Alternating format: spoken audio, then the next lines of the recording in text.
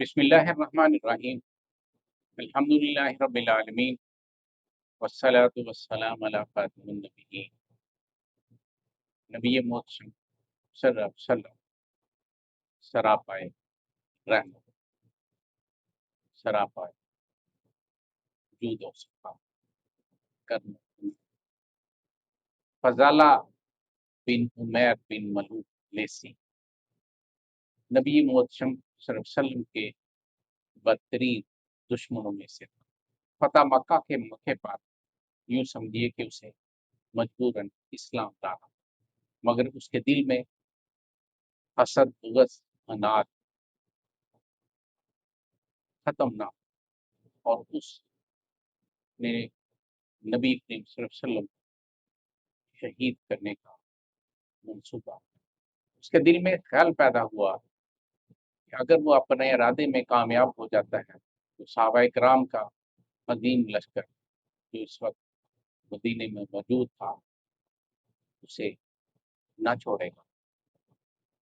اس کے باوجود شیطان کی مان لی اور اپنے اس مضمون ارادے کی تکمیل کے لیے سوچ بچار شروع۔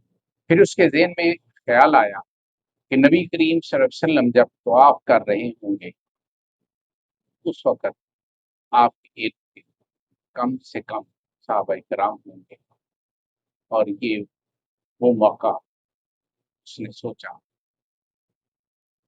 اور تلوار احرام میں چھپائی اور اس موقع کی تلاش میں کہ کب نبی کریم صلی اللہ علیہ وسلم طواف کعبہ ادا کریں۔ نبی کریم صلی اللہ علیہ وسلم جن کی حفاظت کی ذمہ داری اللہ سبحانہ وتعالیٰ نے خود اپنے ذمہ لی تھی، ان کے بارے میں کسی ابلیس سازش کا کامیاب ہونا نہ ممکن۔ نبی کریم صلی اللہ علیہ وسلم طواف کی سازش سے معمور ہیں۔ فضالہ بھی طواف کرتا کرتا نبی کریم صلی اللہ علیہ وسلم کے پاس آ جاتا۔ نبی کریم صلی اللہ علیہ وسلم کو بذریعہ وحی اطلاع آ چکی ہے، اور سراپائے رحمت اگر چاہتے اس کو آدھا قتل کے ساتھ گرفتار کروا سکتے، مگر آپ تو رحمت للعالمین، آپ نے پوچھا تم فضالہ ہو؟ اس نے جواب دیا جی۔ آپ نے پوچھا یہاں کیا کر رہی ہو؟ تو کہنے لگا میں ذکر الہی کر رہا ہوں۔ نبی محتشم صلی اللہ علیہ وسلم مسکرا اور ارشاد فرمایا استغفر۔ یہ نبی کریم صلی اللہ علیہ وسلم نے کمال شفقت سے اپنا دست اقدس فضالہ دل پر رکھا اور یوں فضالہ رضی اللہ عنہ پر فضالہ کی قسمت کیا بدلی، اندر کا اخبار کا ماحول کی بدلی، اس کا دل حسد، بغض، اناد، کینہ، سازش یکساں دھل کر پاک صاف ہوئی۔ فضالہ خود اپنے بارے میں کیا ہے، اللہ کی قسم نبی محتشم صلی اللہ علیہ وسلم نے جب اپنا دست اقدس میرے سینے سے اٹھایا تو اللہ سبحانہ تعالیٰ کی ساری مخلوق میں